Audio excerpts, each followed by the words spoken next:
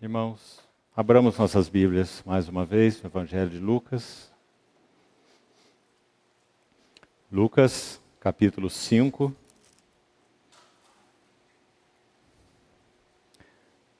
E hoje leiamos desde o verso 27.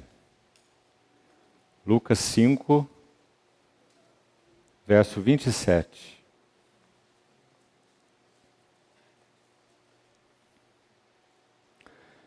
Passadas estas coisas, saindo, viu um publicano chamado Levi, assentado na coletoria, e disse-lhe: segue-me. Ele se levantou e, deixando tudo, o seguiu. Então lhe ofereceu Levi um grande banquete em sua casa, e numerosos publicanos e outros estavam com eles à mesa. Os fariseus e seus escribas murmuravam contra os discípulos de Jesus, perguntando: por que comeis e bebeis com os publicanos e pecadores? Respondeu-lhes Jesus: os sãos não precisam de médico, e sim os doentes. Não vim chamar justos, e sim pecadores ao arrependimento. Disseram-lhe eles: os discípulos de João, e bem assim os dos fariseus, frequentemente jejuam e fazem orações. Os teus, entretanto, comem e bebem. Jesus, porém, lhes disse: podeis fazer jejuar os convidados para o casamento, enquanto está com eles o noivo? Dias virão, contudo, em que lhes será tirado o noivo. Naqueles dias, sim, jejuarão. Vamos orar. Obrigado, querido Pai, pela tua santa, inerrante, infalível e inspirada palavra. Diante dela que nós colocamos nossas vidas, nossos corações, nossos desejos, nossa mente, nossos sentimentos. E suplicamos que o Senhor venha com ela alimentar os nossos corações, corrigir-nos, alinhar-nos com o teu coração, e que o Senhor encontre pelo teu Santo Espírito um caminho real aos nossos corações nessa noite de estudo e meditação na tua palavra. Queremos recebê-la, guardá-la, semeá-la, para que produza frutos para ti mesmo. Esperamos em ti, Senhor, toda a habilitação para falar e ouvir a tua palavra. Por isso, seja conosco, glorifica o teu nome, passeia e anda no meio de nós. Assim te pedimos, no precioso nome do Senhor Jesus. Amém. Meus irmãos, vamos dar mais um passo essa noite no texto que lemos. E ainda vamos deixar para a próxima semana o fecho desse capítulo 5, que é exatamente a parábola que é narrada nesses versos que não lemos, 36 a 39. Aqui há uma riqueza muito grande de instruções, então nós vamos deixar essa parábola para uma próxima etapa, para não atropelarmos nada daquilo que o Senhor queira nos dar.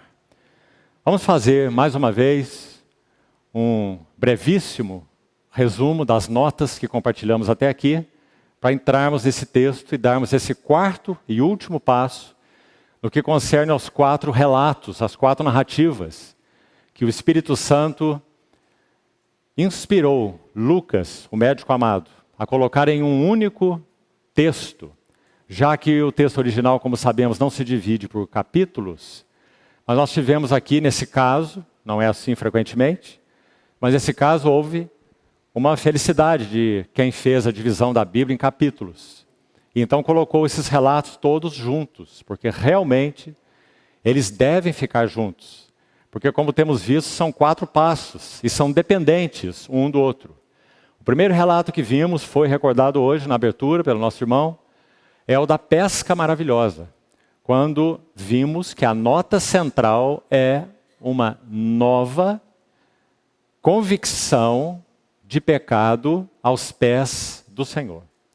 Não apenas uma experiência qualquer, mas aquela que levou Pedro a dobrar-se diante do Senhor e dizer: Senhor, afasta-te de mim, porque sou um homem pecador. Mesmo que todo o seu desejo, claro, fosse estar com o Senhor, e foi isso que aconteceu, Pedro seguiu o Senhor até o fim, mesmo que ao final, quando a sua fraqueza toda foi exposta, ele tenha negado o Senhor, mas estava muito claro que Pedro foi um homem conquistado pelo Senhor, mesmo com todo o seu atabalhoamento e tudo aquilo que então o Senhor mesmo iria trazer à luz na vida dele. Então isso é uma nova convicção de pecado. Ora, irmãos, nós temos irmãos assentados aqui, muitos de nós, que já temos muitas décadas de vida cristã. Será que então nós, os mais velhos no Senhor, na jornada espiritual, carecemos também de uma nova convicção de pecado? A resposta é um enfático sim. Porque quanto mais nós vermos a beleza, a glória do nosso Senhor, mais nós veremos a nossa necessidade pessoal. E como nos lembramos mais uma vez, há outras pessoas novas aqui que não ouviram no primeiro dia. Isso não implica uma renovada convicção de pecado, crescente, progressiva, diante do Senhor, não implica em que viveremos no pecado. Pelo contrário. Quanto mais tivermos luz da parte do Senhor, mais nós viveremos nele, com ele, para ele, e nele experimentando a sua vitória, a vitória dele, completa sobre o domínio do pecado. O que diz Romanos 6? O pecado não terá domínio sobre vós. Não terá. Porque não estáis debaixo da lei, e sim da graça. Então que isso fique muito claro, por causa do perigo dessas coisas serem distorcidas em nossos corações. Então esse foi o primeiro passo e a primeira experiência. E veja como é crescente. Depois de uma nova e mais novas e profundas convicções de pecado, o que nós precisamos no passo seguinte? Então temos o relato da purificação do leproso. Muito óbvio que esse seria o próximo passo, e graças ao Senhor por isso. Nós vamos vendo mais a profundidade, virtude, eficácia do sangue de Jesus que nos purifica de todo o pecado. Não apenas, veja bem de novo, a ênfase de novo, não apenas perdoa pecados, é mais que isso. Não estaríamos plenos apenas com perdão. Nós precisamos de mais do que perdão. Nós precisamos de purificação. Isso significa não mais andar daquela maneira, não mais seguir esse curso, não mais andar nesse rumo. Isso é purificação. Segundo relato, purificação do leproso. Uma corrente de elos, não é? Como estamos vendo. O terceiro relato que estudamos na reunião passada, qual foi? A cura do paralítico. E também um relato muito impressionante, cuja ênfase é uma nova capacitação. Você viu esses três passos? Perdão, chamemos assim, perdão, convicção de pecado à luz do Senhor, aos pés do Senhor, e consequentemente o acolhimento do Senhor, perdão, mas mais que isso, purificação, leproso. Observamos que na narrativa da cura do leproso não há a palavra cura. Foi uma cura, não é? Mas não aparece a palavra cura. Não é interessante? Porque embora a lepra fosse uma doença, a ênfase maior dessa doença chamada lepra não é exatamente a doença em si, mas sim o que ela produzia. Um estado de imundície. Por isso o leproso teria que dizer para qualquer pessoa que viesse na sua direção: eu sou imundo. Dizendo, não se aproxime, eu sou um imundo. Quão importante, amados irmãos, é nós avançarmos nessa convicção diante do Senhor. Porque, por natureza, sem Ele, é isso que nós somos. E se nós não estivermos avançando no significado do permanecei em mim, disse o Senhor, e eu permanecerei em vós, porque sem mim nada podeis fazer. Nas palavras de Jesus em João 15.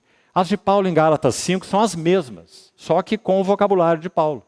O vocabulário de Paulo é assim: andai no Espírito, e jamais satisfareis as cobiças da carne. Graças a Deus. Isso é purificação.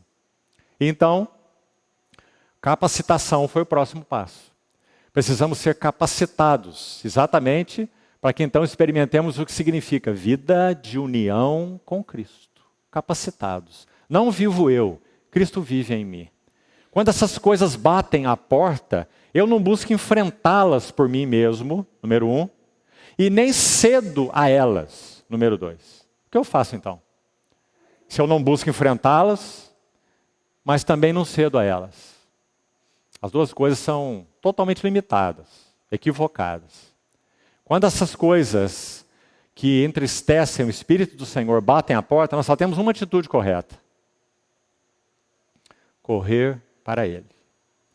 Acheguemo-nos, portanto, confiadamente junto ao trono da graça, para que recebamos misericórdia e achemos graça para socorro em ocasião oportuna. Esse é o caminho para todos nós. Esse é o caminho da vitória. Ele, nele, por Ele. Então, qual seria o último passo? Se há convicção de pecado, se há purificação, se há essa beleza dessa nova capacitação, não vivo eu, mas Cristo vive sua vida em mim. Capacitação. O que mais nós temos? Será que ainda falta alguma coisa depois da capacitação? E nós já citamos para os irmãos qual é então o tema dessa sessão que vamos começar a estudar agora. E o tema é um novo e supremo interesse e ocupação. Vamos pôr de novo os 4 juntos. Ouça bem, olha o progresso. Nova convicção de pecado. Nova purificação. Nova e profunda e mais profunda purificação. Nova capacitação. Tudo novo. E novo e supremo interesse e ocupação. Aí nós terminamos com esse ponto final. É aí que termina. Porque se houver em nós, pense comigo, realmente um novo interesse e uma nova ocupação, meus amados irmãos, nós teremos um caminho pleno de avanço com o nosso Senhor. Se for possível hoje, talvez seja, nós vamos ver um texto de Paulo em Filipenses 1, que ele diz assim: para mim, será que isso é verdade para nós também? Para ele era. Mas não tome isso como automático para você, lendo na Bíblia e achando que essa também é a sua experiência. Devia ser, mas nem sempre é. Ele diz: para mim, o viver é Cristo e o morrer é lucro. Então ele segue aquele texto até o verso 26, esse que citei é o verso 21, Filipenses 1, 21. Ele vai até o verso 26 mostrando para que e por que ele vivia. E nós vamos ver que ele era um homem totalmente ocupado com um novo interesse. E nós sabemos quais eram os interesses que ele tinha no judaísmo, né? Não precisamos entrar em detalhes. Mas agora esse Paulo, que antes era o Saulo, agora ele é ocupado com um novo e supremo interesse. Então sim, esse é o último ponto. É aí que tudo termina. E por que nós colocamos a palavra novo em tudo? Nova convicção de pecado, nova purificação, nova capacitação, novo interesse e ocupação. Por que tudo novo? Porque não se põe um vinho novo em odres velhos. E quando o Senhor dá 4 passos nesse capítulo 5, Ele então está nos mostrando como que os vasos novos são preparados. Então, meus irmãos, eu estou começando hoje da conclusão. Você está vendo? E depois nós vamos dar passo para trás. Vai nos ajudar bastante. E a conclusão é essa. Se nós ainda não estamos ocupados com um novo e supremo interesse de nossos corações, interesse de nossas vidas, então nós não estamos ainda numa condição plena de vasos novos, para conter em plenitude o vinho novo. E é esse o desejo do Senhor. Ele não poderá colocar a plenitude do vinho novo em um odre velho, que não tem passado por esse processo de 4 etapas que nós citamos aí. Por isso esse capítulo é simplesmente magnífico. Será que alguém poderia escrever alguma coisa dessa, irmão, que não fosse o Espírito Santo, usando um autor humano? Ninguém, não é? Colocar os relatos nessa ordem, dessa forma. Agora, entrando então no último deles. Ouça aqui uma primeira coisa. Você já percebeu que dos 4 relatos, esse é o mais singelo e o mais simples. Veja, no primeiro nós temos uma pesca que fez Pedro cair de joelhos diante do Senhor. Não exatamente pela pesca em si, mas por aquilo que ele viu do Senhor da pesca, do Criador dos céus e da terra, do Senhor de todas as criaturas, né? Então um evento simplesmente maravilhoso, que levou Pedro àquela situação. Um milagre, óbvio, né? Um milagre óbvio, o primeiro. E o segundo, igualmente, a cura de um homem leproso do alto da cabeça à planta dos pés. Lucas, que é um médico, diz que esse homem estava todo coberto, palavra dele aí no capítulo 5, todo coberto de lepra. Mais um milagre extraordinário, não é? Em um momento, imediatamente, como Lucas registra, ele ficou limpo. Quando o Senhor disse, eu quero, fica limpo. Segundo relato impressionante. Terceiro relato, é menos impressionante. Um paralítico. É trazido numa maca, já que ele não pode fazer nada e nem ir a lugar nenhum. Descido pelo telhado e posto, introduzido e posto diante de Jesus. Então nós temos aquela palavra, eu te ordeno, levanta, toma o teu leito e vai para a tua casa. Outro relato impressionante. Agora o que nós temos no quarto relato? Só um banquete em uma casa. O banquete não é tão impressionante assim, não é?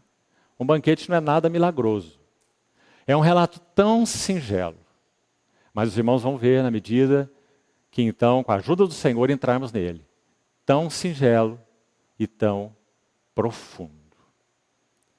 Teria que ser, porque é o relato que coroa os eventos anteriores, já que fala do supremo interesse, da suprema ocupação. Então aí não há milagre nenhum, irmão. Aí há apenas um coletor de impostos se levantando da sua coletoria, porque o Senhor passou por ele e disse uma palavra, segue-me. Então 3 verbos são colocados. Ele se levanta, deixa tudo e segue o Senhor. E então serve para o Senhor um banquete na sua casa e recebe alguns convidados. É só isso o relato. Mas o que nós temos aqui que é tão profundo assim como é singelo? Então vamos dar uns passos aí juntos. Primeira coisa, nós já comentamos com os irmãos que esse homem, Mateus, não era, digamos assim, um cidadão comum. Usemos essa expressão. Por que ele não era um cidadão comum? Porque ele era um coletor de impostos. E um coletor de impostos era um homem, por um lado, rico, abastado, realmente abastado. Esse é um elemento. Então ele não era como um cidadão qualquer. Ele era muito abastado. Por outro lado, ele era muito desprezado. Exatamente porque ele coletava impostos do povo judeu para o Império Romano. E Mateus, assentado nessa coletoria, muito provavelmente, né, tudo coopera nesse sentido, até o sentido mais natural, ele recolhia impostos dos barcos pesqueiros de Cafarnaum. Então todo o produto, o lucro daqueles pescadores que chegavam com aquele peixe e vendiam para os interessados naquela praia, eles pagavam os impostos. Mateus estava ali, presente, para recolher os impostos deles e entregar a taxa devida ao Império Romano. Então, eles eram homens corruptos, eram homens que frequentemente extorquiam os outros nessa coletagem de impostos. Então, por um lado, ele era muito abastado, mas nós sabemos de onde vinha, então, o seu dinheiro. Um homem desprezado e corrupto. Mas, meus irmãos, essa é a história dos coletores de impostos. Provavelmente, essa também seja a história de Mateus. Nós não temos elementos para dizer que essa não era a história de Mateus, embora também nós não tenhamos elementos para dizer que essa era a história de Mateus. Que Mateus, por exemplo, era corrupto, certo? Mas o ponto que interessa aqui para nós não é esse. O ponto que interessa é que o Senhor o viu e o chamou. E quando o relato é descrito, ao final desse relato, quando o Senhor está ali comendo com outros publicanos, e aí você agora não tem a dúvida nenhuma, que no meio daqueles publicanos, já que eram vários, olha aí o relato e você vai ver, está no plural, publicanos e pecador, os colegas de Mateus, certo? Também chamado Levi, é o mesmo, Mateus, o evangelista. Eram os publicanos, seus colegas de profissão. E essa era a reputação de todos eles, como nós falamos, corruptos, extorquidores. Então lá estava essa festa com todas essas pessoas convidadas por Mateus, depois que ele foi chamado pelo Senhor. Chamou seus colegas de profissão. Então, essas são duas coisas, primeiro, importantes para entendermos um pouquinho dessa figura chamada Mateus. Agora, vamos devagarzinho com os versículos e vemos as profundas lições e até mesmo princípios espirituais. Vamos lá. Verso 27 e 28. Olhe para a sua Bíblia, por favor, mais uma vez.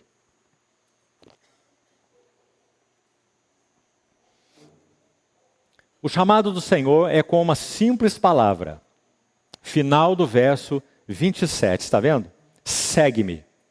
A reação de Levi está no verso 28 com 3 verbos que nós já citamos. Como eu disse para os irmãos, um relato singelo, tão lindo. Levantou-se, deixou tudo e seguiu o Senhor. Agora, eu queria fazer alguns destaques aqui. Primeiro que nós fomos ajudados por um irmão no domingo pela manhã que fez uma comparação muito bonita, que eu gostaria de repetir aqui para a nossa ajuda e nosso encorajamento. Quando você compara o relato anterior do paralítico com este relato de Mateus na coletoria, na verdade, como disse o irmão, nós podemos ver 2 paralíticos, não é verdade? Um paralítico estava no leito, na maca, já estudamos a história. O outro paralítico estava na coletoria.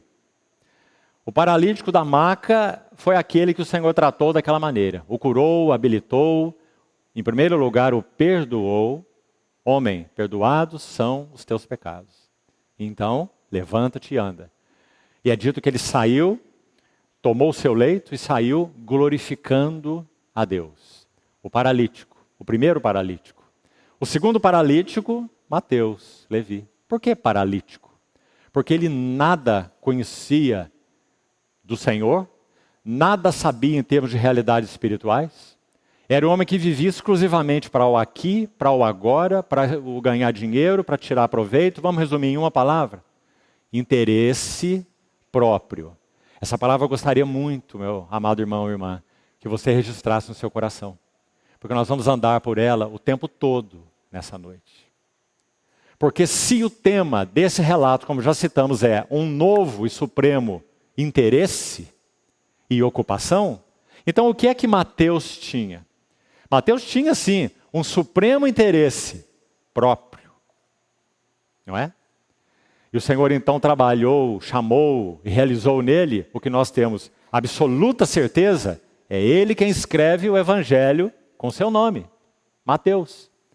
E que não apenas isso, é o Mateus que escreve, que registra, anota por excelência, que esse Jesus que passou na coletoria e disse, segue-me, ele é o Rei dos Reis e o Senhor dos Senhores.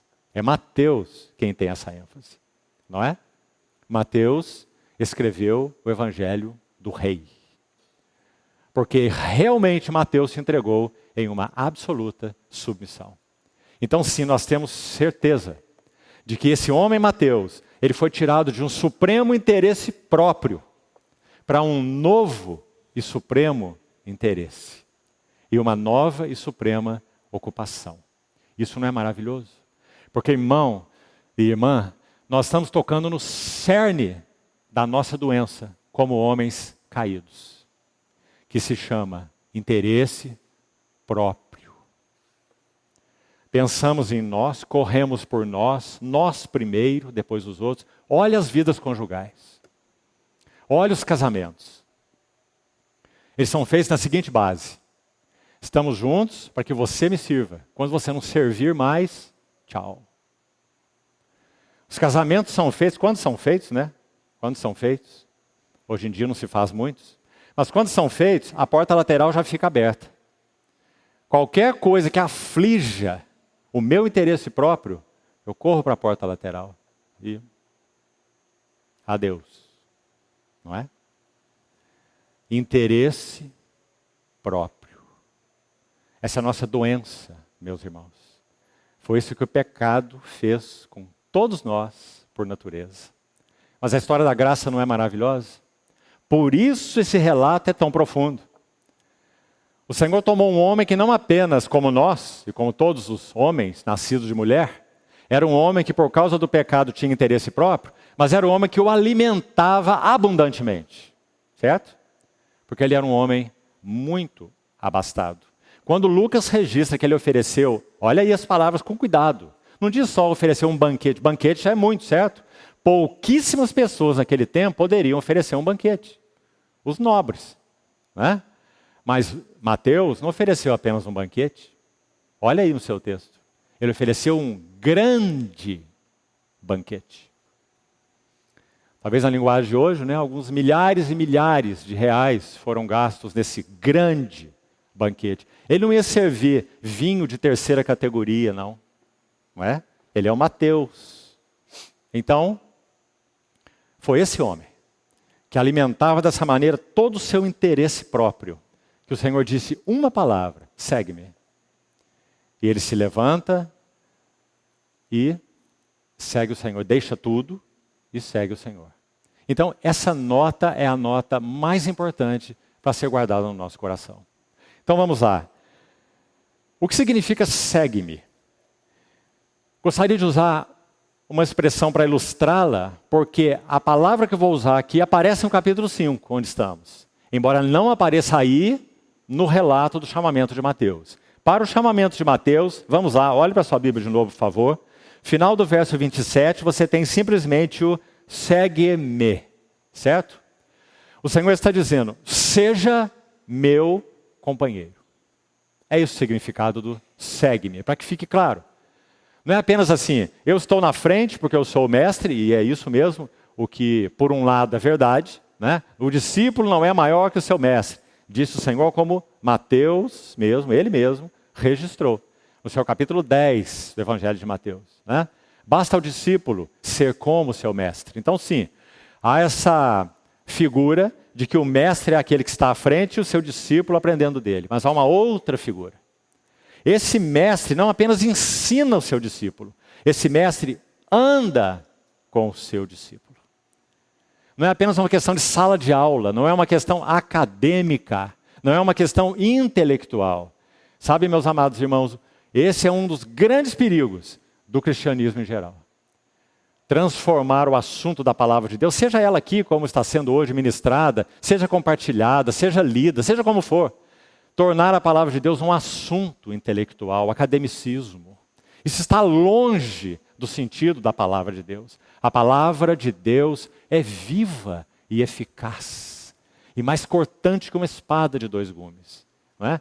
Quando você estuda física, matemática, história, não tem nada lá que seja cortante como uma espada de dois gumes. Certo? Só a palavra de Deus é viva e eficaz. Então, quando ele chama Mateus, voltando à nossa ideia, ele não apenas chama para discipulá-lo, no sentido de ensiná-lo. Até porque, aliás, essa palavra discipular, no contexto bíblico e no contexto oriental, no qual a palavra do Senhor foi escrita, não tem esse sentido de ensinar apenas. O sentido de discipular é um trabalho integral, tanto é que o discípulo ia para os pés do seu mestre viver com ele. Uma criança, já ainda na tenra idade, ela era entregue a tutores. Lembra de Paulo em Gálatas 4? Enquanto o herdeiro é menor, nada difere de escravo. Ele está sob tutores e curadores, até o tempo pré-determinado pelo Pai. Gálatas capítulo 4. Então isso é discipulado, é morar com o tutor, é morar com o mestre. Não é apenas assistir aulas dele. Então, quando o Senhor disse para Mateus, segue-me, ele está dizendo, seja meu companheiro. Agora, o destaque aqui, então, que eu queria fazer para os irmãos, está aí no capítulo 5, volte aí uma página, se for o caso. Olha o verso 7, o relato da pesca maravilhosa, o primeiro evento que já estudamos. Diz assim que quando as redes, ou a rede, Pedro lançou apenas uma única rede, e essa rede se encheu com aquele cardume. Acompanhe aí, por favor, Lucas 5, verso 7. Então fizeram sinais, Pedro, os companheiros que estavam no barco, mais Jesus, também no mesmo barco. Olha aí, fizeram sinais aos companheiros. Está vendo essa palavra aí? Por que nós estamos destacando essa palavra? Primeiro, só Lucas usa essa palavra. Sabe onde? Aqui não quero sugerir nada para você não, mas já estarei sugerindo. Essa palavra só aparece em Lucas e em Hebreus. Somente nesses dois livros. É exclusiva de Lucas, vocabulário de Lucas. Então, a palavra companheiros, no verso 7, significa o quê? Por que nós estamos destacando? Se o chamado de Jesus para Mateus foi seja meu companheiro, segue-me. Então, o que significa companheiro na linguagem de Lucas? Lucas 5:7. A palavra metokos significa, olha como ela é bonita. Significa alguém que compartilha a mesma função, por isso ela está aqui, eram pescadores, não é? E os pescadores desse barco, Pedro, os companheiros que estavam ali, os serventes, né? Fizeram um sinal para os companheiros do outro barco, porque eram parceiros, companheiros de trabalho, companheiros de profissão. Mas tem mais um sentido. E esse é o mais lindo. A palavra metokos significa companheiros de dignidade. Preste atenção. Companheiros de dignidade. Não apenas de trabalho, não apenas de função. E onde é, para citar um exemplo então para os irmãos, que ela aparece como companheiro de dignidade? Vamos lá, vá para Hebreus, por favor, rapidamente. Onde ela vai aparecer então exclusivamente em Lucas e em Hebreus. Hebreus capítulo 1, verso 9 diz assim. Hebreus 1, 9.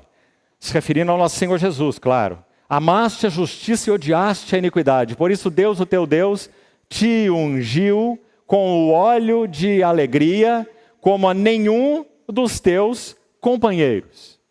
E se nós formos estritos com o sentido que o autor de Hebreus faz da palavra companheiros, nós não temos como fugir do seguinte raciocínio. Em primeiro lugar, no capítulo 1, esses companheiros são anjos. Só que o autor de Hebreus vai dizer que o nosso Senhor Jesus não é igual aos anjos. A qual dos anjos jamais disse, está aí em versos anteriores, tu és o meu filho, eu hoje te gerei. Não é? Aquele que dos seus anjos faz ministros, servos, mas quanto ao filho, teu trono, ó Deus, é para todo sempre. Então, os companheiros de dignidade, digamos assim, do nosso Senhor, no livro de Hebreus, são quem? Pela ordem. Anjos no capítulo 1, Moisés no capítulo 3. Moisés era fiel em toda a casa de Deus como servo. Cristo, porém, como filho, sobre a sua casa, qual casa somos nós? Hebreus 3:6. Depois ele vai mostrar a Arão, outra figura, que participava de algo da dignidade do Senhor. Claro, ele foi o primeiro sumo sacerdote, ungido por Deus, separado por Deus, para representar tipologicamente a beleza do sacerdócio de Cristo. É uma alta dignidade. Era o homem, somente ele, que entrava no Santo dos Santos, uma vez por ano. Só ele. E nesse lugar só ele entrava. Muita dignidade. Não é? Então a palavra metokos significa, além de companheiro de trabalho, companheiro de função, significa companheiros de dignidade. Então gostaria que isso ficasse também gravado nos nossos corações. Quando o Senhor nos chamou, irmãos, com a mesma palavra, de outras maneiras. De muitas maneiras o Senhor chamou cada um de nós aqui, não é? Mas o fato é que também nós ouvimos a sua palavra, a sua voz, nos dizendo agora, você não é filho de crente, porque nasceu numa família assim, um assado, e nem filho de católico, nem filho de não sei o quê. Você é meu filho. Eu e você temos uma relação. Você é meu, eu sou teu. Segue-me. Segue-me. Seja meu companheiro. Então, graças a Deus por esse chamado, meus amados irmãos, que cada um de nós recebeu. Não apenas para sermos companheiros dele de função, também somos. Somos companheiros dele de trabalho, também somos. De Deus, nós somos cooperadores, Paulo vai dizer, não é? Mas muito mais. Nós somos companheiros de dignidade. A Bíblia não deixa isso claro? Aos que predestinou, aos que de antemão conheceu, aos que de antemão conheceu, também os predestinou. Para quê? Para serem conformes à imagem do seu Filho. Para que ele seja o primogênito entre muitos irmãos. Isso é participar da sua dignidade. Paulo vai além ainda, como se pudesse ir além, não é? Ele vai além quando escreve aos Tessalonicenses, em palavras, pelo menos. Segundo aos Tessalonicenses, ele diz assim: nós fomos chamados para alcançar a glória do nosso Senhor Jesus Cristo. Isso é ser companheiros de dignidade. E esse foi o chamamento de Mateus, e pela graça do Senhor de todos nós. A questão é, nossa resposta tem sido a mesma de Mateus? O segue-me está aí para todos nós. De uma maneira ou outra foi realidade de todos aqueles que realmente conhecem o Senhor. Mas e a resposta? Nossa resposta foi, se levantou. Nossa resposta foi, deixou tudo. Nossa resposta foi, o seguiu. Ou nós ficamos tentando ali equilibrar entre Jesus e outras coisas, entre Jesus e outros amores. Isso é que irá determinar, meus amados irmãos, o significado da nossa jornada. E o quanto de Cristo nós temos e teremos. E o quanto de impacto nossas vidas terão nas vidas de outros. E o quanto nós experimentaremos o que o autor de Hebreus chama de tão grande salvação. Não só uma salvação. Todos que creem no Senhor têm salvação. Mas quantos estão experimentando uma tão grande salvação? De tudo que somos, de todas as mazelas, de todo o curso do mundo, de concupiscências, de ambições, não é? Agora, quanto a esse chamamento, então, quanto a essa resposta de Mateus, verso 28, o que nós teríamos para dizer?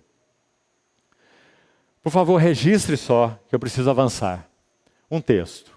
No primeiro livro dos reis. Primeiro Reis. No capítulo 19, fechando o capítulo, 1 Reis 19, de 19 a 21.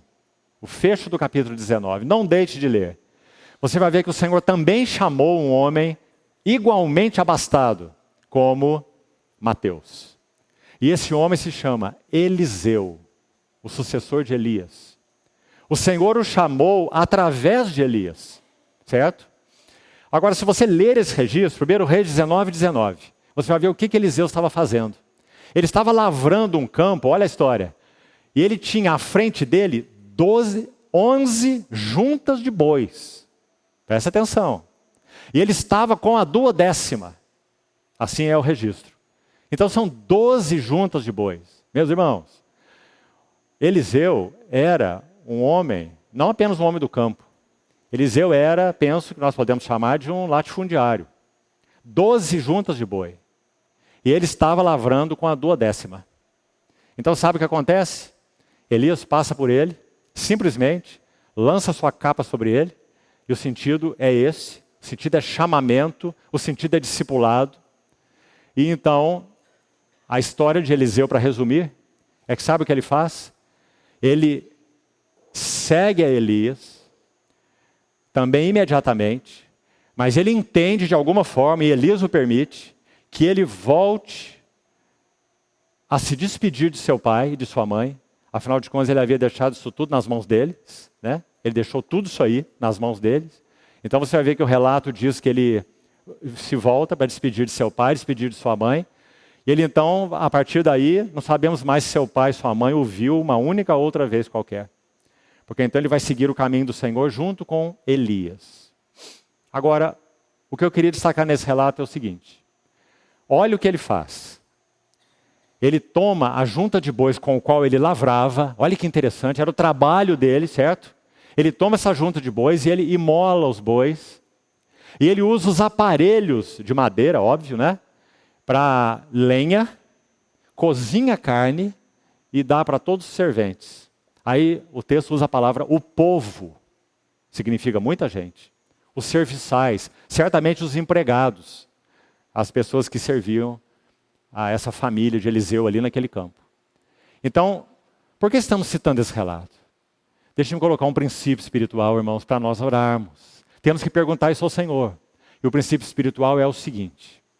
O chamamento do Senhor, segue-me, requer que nós queimemos as pontes atrás de nós. Esse é o princípio. queimar as pontes atrás de nós. Sabe o que significa? Não significa que literalmente será necessário que nós deixemos tudo, certo? Imagina se todos nós aqui, todos nós juntos deixarmos todas as nossas funções. Seria um caos até, não é? Já que Paulo orienta assim, quem não quer trabalhar, que também não coma. Lembra que ele escreve assim, aos Tessalonicenses? Então a questão não é essa, a questão é o princípio espiritual envolvido. Onde está o seu coração? Esse é o grande princípio. Você queimou as pontes atrás de você? E sabe a melhor maneira de você avaliar isso, irmão? Quero, pela graça do Senhor, ser mais agudo agora.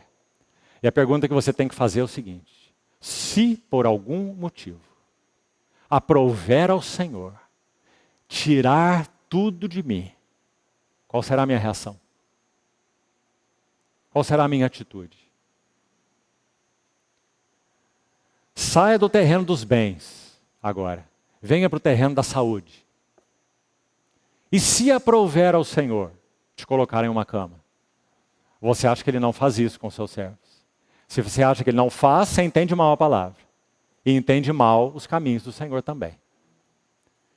O próprio Eliseu, já que citei Eliseu, sabe do que ele morreu? Elias foi arrebatado aos céus numa carruagem de fogo, certo? Num redemoinho, em carruagem de fogo. Eliseu morreu de enfermidade. Não foi nem morte natural. Enfermidade.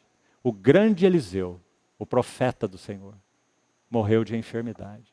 O Senhor colocou Eliseu numa cama. Se aprouver ao Senhor, por sua graça, agir conosco assim, meus amados irmãos, a vida cristã não poderá ser improvisada. O que nós temos do Senhor, nós temos do Senhor. O que não temos do Senhor, não temos do Senhor. Então que o Senhor nos ajude. Pela sua imensa bondade e graça, Ele tem tratado nossas vidas assim como tem tratado a todos nós. Todos nós aqui temos mais do que tudo do que necessitávamos. Todos nós, sem exceção dos que estão aqui. Não é? Você não tem só uma camisa, que quando tem que ir para o tanque, você fica sem nada no corpo. Você tem pelo menos duas. Você tem pelo menos mais um parzinho de sapato. Você tem pelo menos mais uma calça. Então você tem mais do que você precisa. Você tem pelo menos um teto para te cobrir. Tendo sustento com o que nos vestir, Paulo vai dizer, estejamos contentes. Então todos nós temos muito mais. Não é? Então a pergunta continua. Se o Senhor aprouver a Ele trabalhar nossas vidas dessa maneira, o que será de nós?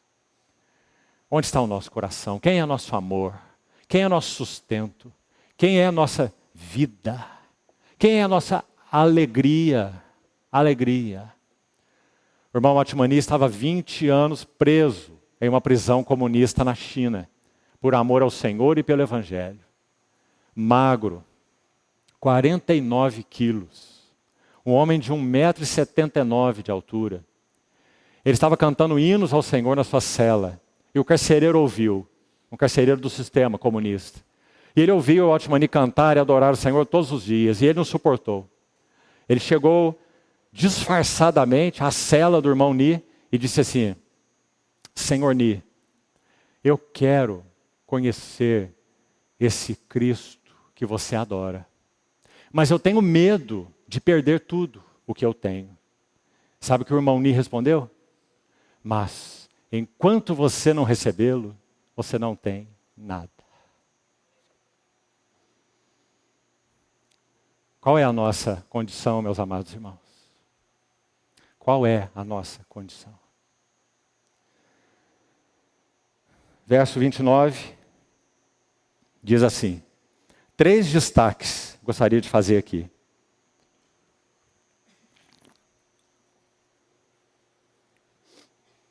Então, lhe ofereceu Levi um grande banquete. Quem que está por trás desse lhe? O banquete foi oferecido para quem? Para os publicanos, para os pecadores ou para Jesus? Para Jesus. Porque não é lhes ofereceu, é lhe ofereceu. Então você está vendo o tamanho da entrega, da devoção, da consagração, do tudo de Levi para com o Senhor?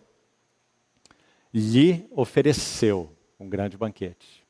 É a primeira nota aqui. Agora, para quê? Sabe, irmão, meditando nesse texto, o que me ocorreu e ocorre foram as palavras que já usamos no relato anterior. Você vai se lembrar se esteve aqui na quarta-feira. Você lembra o que os amigos do paralítico fizeram com ele? Colocaram numa máquina, o desceram por lá, e nós destacamos duas palavras aqui que dissemos que, no meu entendimento, resume todo o nosso ministério cristão. Tudo que podemos fazer para os que não conhecem o Senhor e junto com os que conhecem o Senhor. O que é? Introduzi-los, lembra-se? E pô-los diante de Jesus. Não é assim? Esse não é o nosso ministério para com todos? Agora presta atenção, aqui o outro lado. O que Levi fez com esse grande banquete para Jesus? Ele viu bem quem Jesus era. Então agora ele tem algo a fazer.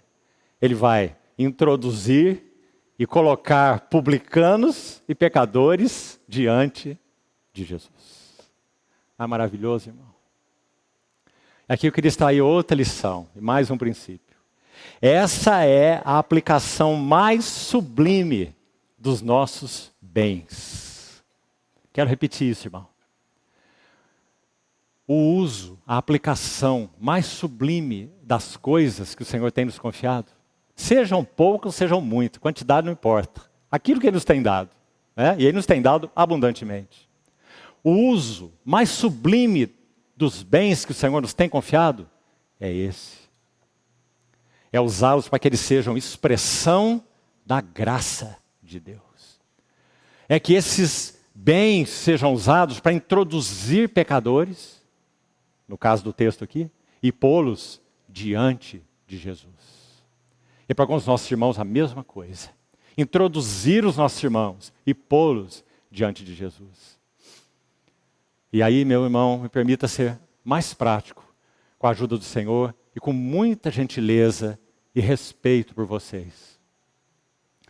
Será que nós temos reservas em abrir nossas casas para receber irmãos? Porque faz bagunça na casa? Sujeira no chão? Louça para lavar? Será?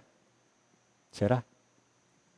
O uso mais sublime de coisas, elas só são coisas, nada mais do que coisas. O uso mais sublime das coisas que o Senhor nos tem dado. De novo, é para introduzir pessoas, sejam elas não cristãos ou sejam elas os nossos irmãos. Introduzi-los e pô-los diante de Jesus. Essa é a nossa tarefa. Por isso, como falamos também na reunião anterior, hospitalidade é tão enfatizada na palavra de Deus. Além de o que já falei aqui, tem mais um motivo para ela ser tão enfatizada. Sabe qual é? Naquele tempo, as hospedarias, em geral, não eram lugares muito recomendáveis. Então, a igreja do Senhor, quando nasceu no Pentecostes, ela aprendeu que os irmãos, e olhe o que aconteceu no Pentecostes. Pessoas de mais de 20 nações estavam lá para a celebração da festa do Pentecostes, quando desceu o Espírito Santo, não é? Onde aquelas pessoas seriam hospedadas? Boa pergunta, né? Eu não tenho dúvida de que elas seriam hospedadas nas casas dos irmãos. Pouco tempo depois, 3.000 almas se converteram e receberam o Senhor. Mais 3.000 almas hospitaleiras, que aprenderam a oferecer suas casas, receber os irmãos. Mais um princípio importante aí. Será que nós podemos comer com, e agora vou usar essa palavra com toda reserva, dentro do contexto do texto que estamos estudando? Será que nós que fomos salvos pelo Senhor, pela graça dele purificados, em nós mesmos nós somos nada, nós éramos nada e continuamos não sendo nada, tudo que nós temos é Cristo, Ele nos salvou, Ele nos santificou, Ele nos purificou, não é? Será que temos então hoje, sendo o que nós somos, liberdade de comer com publicanos e pecadores? A resposta é delicada. Por um lado, sim. A resposta é sim. Mas tem um detalhe. Desde que comamos com eles, na companhia de Jesus, e com a mesma paixão que Ele tem por eles. Ouviu bem, irmão? Se nós formos comer com publicanos e pecadores, para nos amoldarmos às conversas deles, aos valores deles, às coisas deles, aos discursos deles, ao materialismo deles, à fala de dinheiro que não termina nunca, de política, de futebol. Então nós não somos nada no meio deles. Porque se nós reconhecemos que eles são os doentes, então que o Senhor nos ajude a sermos, pela graça dele, médicos. Porque na verdade, estritamente falando, só existe um médico. É ele. Nós somos os feridos que foram sarados e agora podem curar. Nele, com ele, por causa dele. Nunca tente comer com um publicano e com um pecador, se você não puder levar Jesus com você. Porque ele vai te contaminar. Ele vai te corromper. Com suas conversas, com seus ideais, com seus assuntos, com suas metas, com seu coração entregue a coisas, com seu materialismo, com as suas ideologias perigosas, inclusive as políticas. Então não coma com eles. Só coma com eles se você puder comer com Jesus e com a paixão de Jesus por eles. Senão é melhor que você fique longe deles. Mas um elemento aqui ainda, nesse texto, nesse versículo ainda.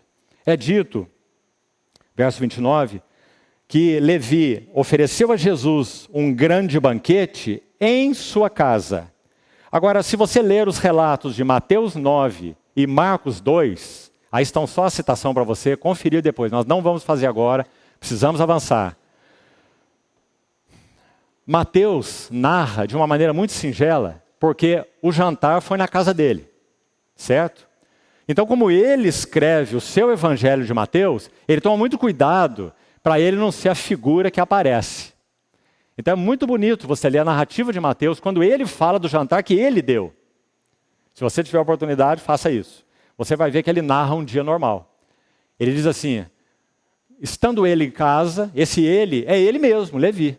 Porque ele diz que Jesus, havia um homem chamado Levi, ele está escrevendo e ele narra numa terceira pessoa, certo?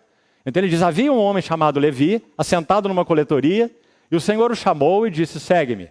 Ele se levantou, deixou tudo e o seguiu. Então ele narra numa terceira pessoa, entendeu? Aí ele fala assim, estando ele em casa, é Levi. Ele está falando dele, narrando na terceira pessoa. Então ele vai dizer, Mateus 9:9, ele narra um dia normal. Estando ele em casa à mesa, então ele está dizendo que ele, Levi, estava à mesa, a sua mesa, a mesa dele, na sua casa. E aí ele vai dizer assim, e também estava ali publicanos e pecadores, e Jesus estava com eles. Olha o que é um relato humilde. Está vendo? De Mateus. Então isso é Mateus. Agora o relato de Marcos também é maravilhoso. Marcos 2. Depois você consulte aí e faça a sua meditação. Marcos narra assim.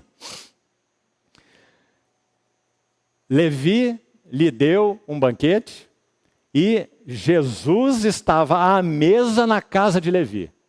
Jesus, olha as palavras de Marcos. Jesus à mesa na casa de Levi. Então, primeiro que Marcos vai especificar bem de quem que era a casa, certo? Marcos, aliás, vai dizer que a figura central é Jesus, porque ele coloca Jesus aí no centro da narrativa dele, Marcos 2. Vou repetir as palavras dele aí, olhe para o seu texto para você ver. Ele vai dizer, Jesus à mesa na casa de Levi. Essas são as palavras, em sequência. Agora, por que essa colocação de Marcos é tão bonita? Porque Marcos é o evangelho do servo.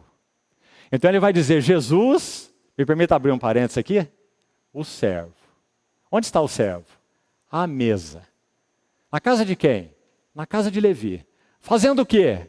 Já que ele é o servo dos servos, ele está servindo os publicanos e os pecadores. Colocou seu avental, sua roupa de servente, e está servindo os doentes. Porque ele é o médico, como nós vemos aí no texto.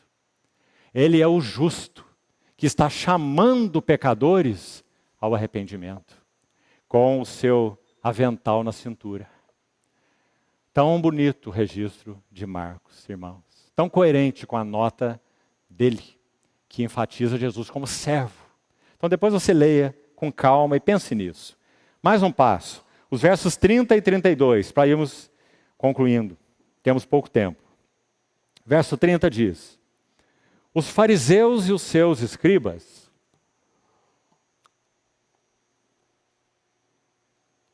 murmuravam, veja, não é contra Jesus, é contra os discípulos de Jesus. E perguntaram para eles: por que comeis vós, os discípulos, comeis e bebeis com publicanos e pecadores? Olha o que aconteceu. Jesus se antecipa e responde por eles. Não é maravilhoso? Por um lado, talvez o Senhor tenha tido que se antecipar, porque a pergunta foi muito séria e sabe lá o que eles iam dizer, não é? Mas por outro lado, meus irmãos, é tão bonito vermos que o pastor se adianta às suas ovelhas para dar uma resposta tão singular, tão importante como essa. Então ele se adianta e diz assim: respondeu-lhes Jesus, verso 31. E que resposta, irmão. Olha, no verso 31 nós temos o médico. Há uma obra do Campbell Morgan, me parece que os irmãos, nossos queridos irmãos que trabalham com tradução em Belo Horizonte, estão traduzindo essa obra de Campbell Morgan, uma das mais lindas dele, se chama The Great Physician, o grande médico. E ele está aqui, no verso 31. Respondeu-lhes Jesus: os sãos não precisam de médico.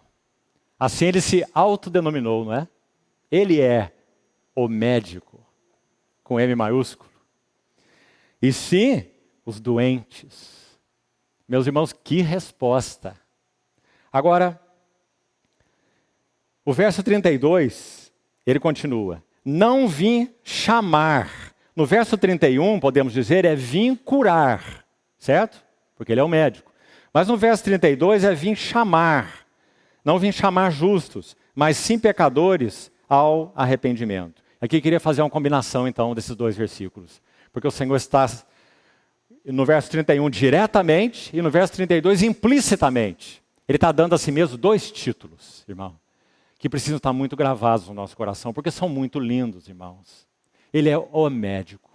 Não há doença que ele não possa curar. Em qualquer aspecto. Espírito, alma, psique, emoções, sentimentos, coisas as mais profundas, lá na caverna do coração, que pode ser que tenhamos até vergonha de expor para os outros, né? Ele é o médico. Mas também, no verso 32, ele é o santo. A palavra justo é usada exatamente com essa conotação. Então, olha as duas juntas. Ele é o médico santo. Por isso, meus irmãos, ele é o único que pode nos curar. Todos os outros instrumentos são pequenos diante dele. São quase como um verniz numa porta. Você passa a lixa na porta, tira as imperfeições, põe o verniz, fica linda. Mas ela não suporta as intempéries, chuva, sol, desgaste, tempo. O Senhor não trata nossas vidas com verniz, para que fiquemos mais bonitinhos. Ele é o médico santo. E assim ele trata publicanos e pecadores. Louvado seja o nome do nosso Senhor. O que mais nós temos aí nesse verso 33? E vamos terminando. Olha lá, 33 a 35. Disseram-lhe eles: os discípulos de João e bem assim os dos fariseus frequentemente jejuam e fazem orações. Que coisa, não é? Não que seja errado, que seja mal, mas observe como eles são voltados para as coisas externas. Quanto mais você então jejuar e orações, lembra como o Senhor Jesus falou sobre orações para os fariseus? Ele está dizendo: vocês, fariseus, são atores. Vocês não gostam de orar no quarto fechado, onde ninguém vê vocês, né? Porque vocês não oram ao Pai que está no céu. Vocês gostam de orar em pé nos cantos das praças, para serem vistos pelos homens.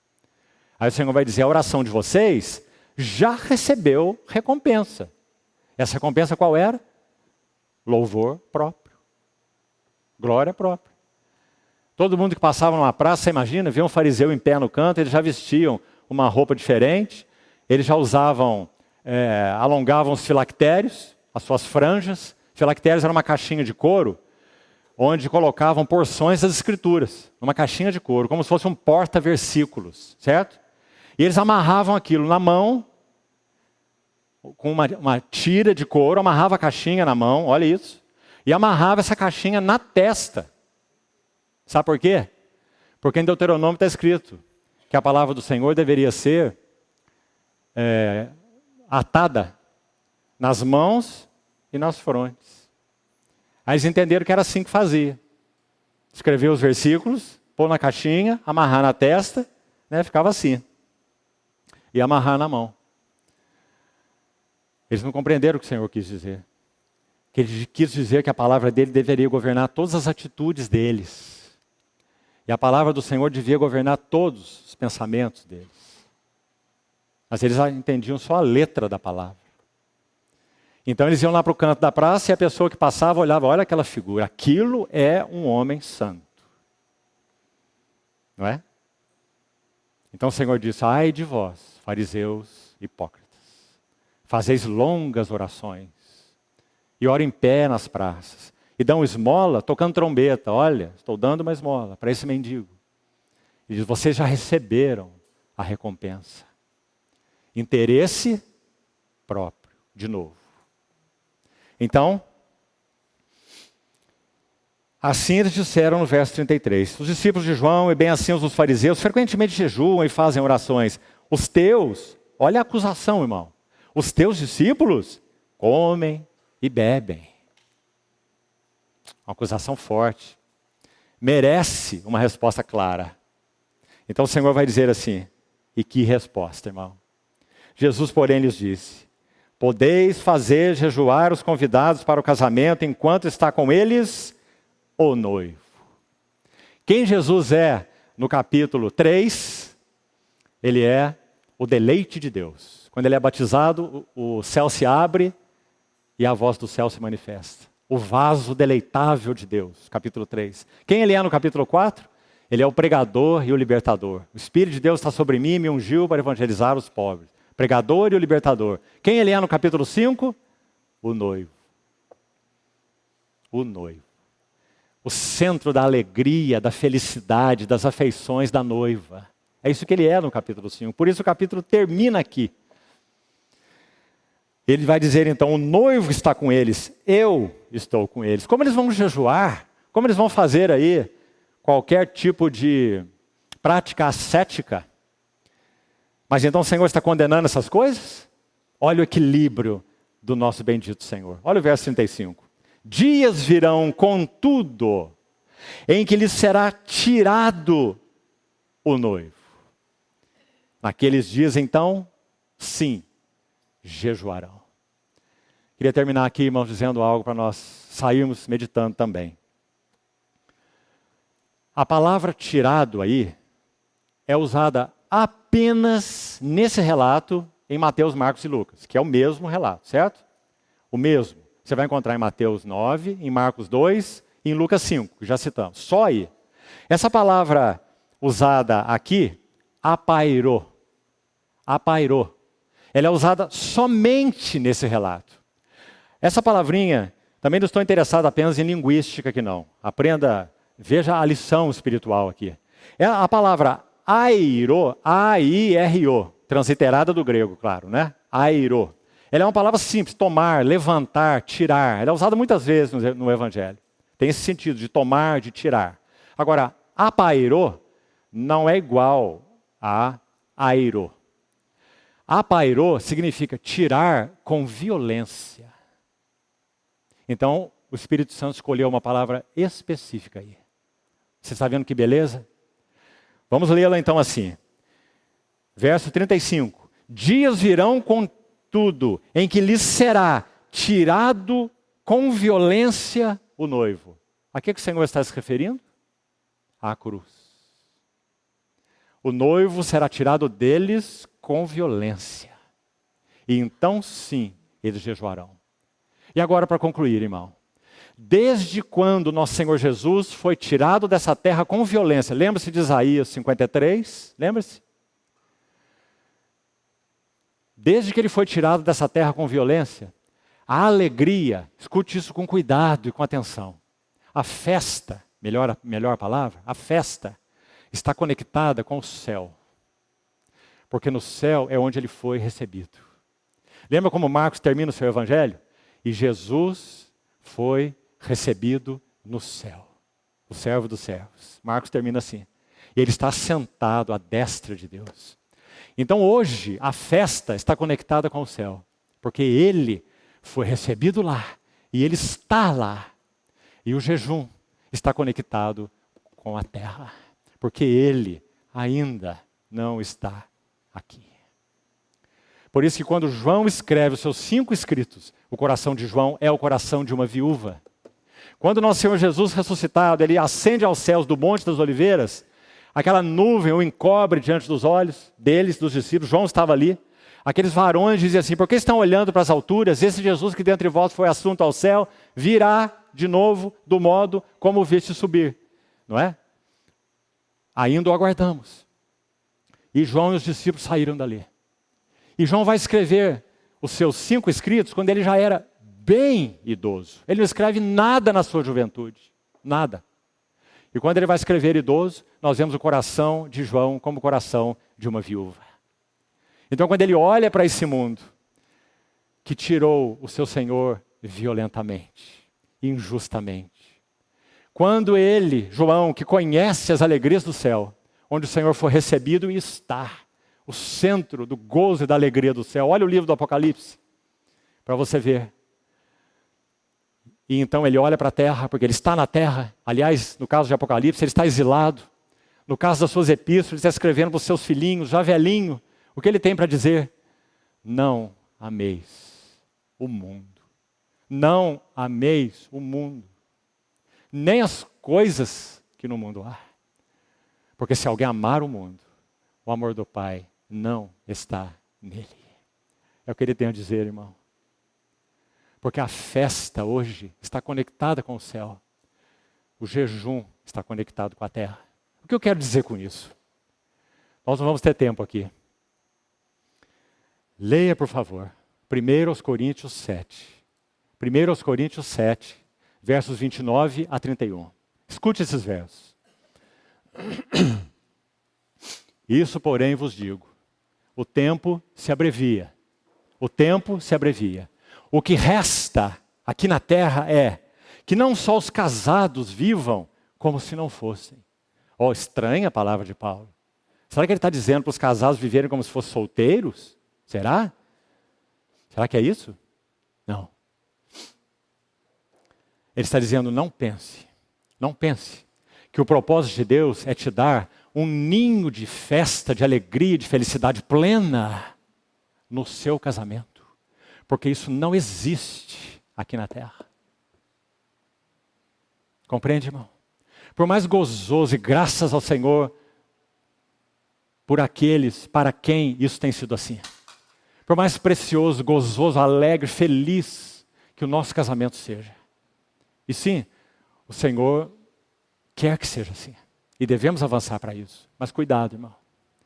O supremo propósito de Deus não é a alegria do casamento. O supremo propósito de Deus não é a alegria de ter filhos. O supremo propósito de Deus não é comprar e vender. Aliás, o texto continua assim. Os casados sejam como se não fossem. Os que se alegram, escute isso, irmão, como se não se alegrassem. Ele não diz, os que se alegram não devem se alegrar. Cuidado, porque isso é estoicismo. Isso não é vida cristã. Ele está dizendo que os que se alegram, está dizendo que eles se alegram. Mas seja como se não se alegrassem. Dizendo, tome cuidado. Tome cuidado. Não ligue sua alegria a coisas, porque são coisas. Então, os que se alegram, como se não se alegrassem. Mas também ele vai dizer, os que choram, como se não chorassem. Entendeu?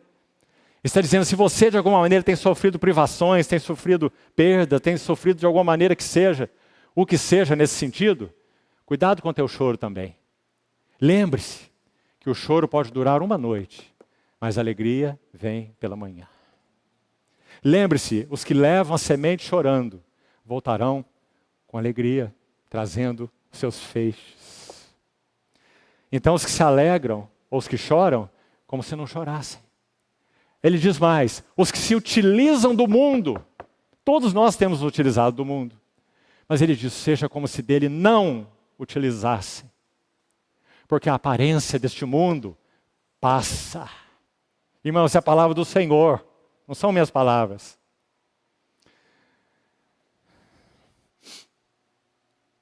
Sabe como ele termina esse texto?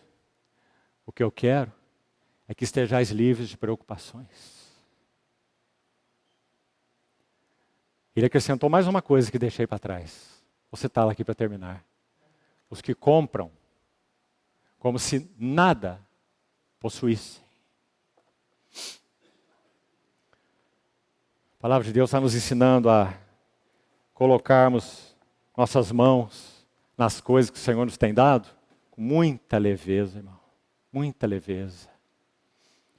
Para que a qualquer momento que ela seja tirada de nós, nós não vamos junto com elas.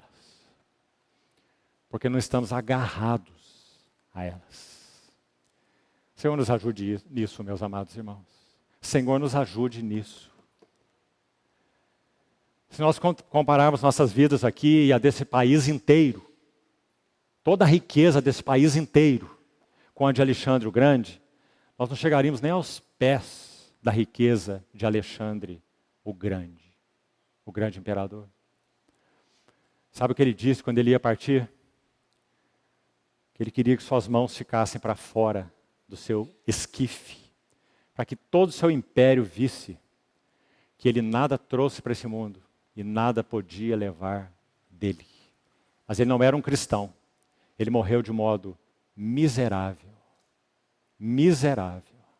Um homem desiludido, frustrado e deprimido. Então, meus amados irmãos, o cerne dessa narrativa de Lucas 5 é interesse próprio, dessa última narrativa. Na semana que vem, com a ajuda do Senhor, nós vamos falar um pouco sobre a parábola. Graças a Deus, Ele está dando esses passos na nossa vida. Convicção de pecado, purificação, capacitação e, finalmente, novo interesse, para que nós possamos ser cheios com vinho novo. E aí sim, irmão, vinho novo, verdadeira alegria, que ninguém pode tirar. Aliás, são palavras do nosso Senhor, você se lembra? Quando Ele falou que o Consolador viria, Ele teria que partir para o Consolador vir, você lembra? Ele disse assim, quando eu falo isso, vocês têm tristeza. E no momento agora, vós tendes tristeza. Mas, dentro de pouco, vós me vereis. E vos alegrareis de novo. Claro, ele ia se mostrar a eles ressurreto. Não é? Então ele diz, vós vos alegrareis de novo. Mas não só isso. Não só isso. E a vossa alegria ninguém poderá tirar. Palavras do nosso Senhor. Sabe por que ele acrescenta essa última frase? Porque embora eles tenham tido muita alegria quando eles o viram ressurreto, eles o iriam ver ascenso. E eles não mais o veriam. Não é? Não mais o veriam, fisicamente. Mas eles continuariam dentro deles com uma alegria que ninguém poderia tirar. Porque não está ligado a pessoas, não está ligado a coisas, não está ligado a sentimentos, não está ligado a nada. Está ligado apenas a Ele e somente a Ele. O Senhor nos ajude nisso, meus amados irmãos. Vamos orar. Amado Jesus, suplicamos juntos nessa noite que o Senhor seja supremo nos nossos corações, seja único. Que o Senhor, pela tua vitória já obtida na cruz sobre todos os teus inimigos, que o Senhor os derrote dentro do nosso coração. Que nenhum deles permaneça de pé na tua presença, Senhor. Vença, Senhor, todos os teus inimigos em nosso coração.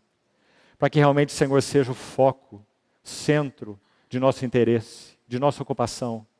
E o motivo intocável por coisas externas ou por pessoas da nossa alegria. Assim te pedimos, Senhor. Vai mais fundo conosco, Senhor. Não nos permita ficar na superfície. Move o nosso barco para águas mais profundas. Nós te pedimos assim, no teu precioso nome. Amém.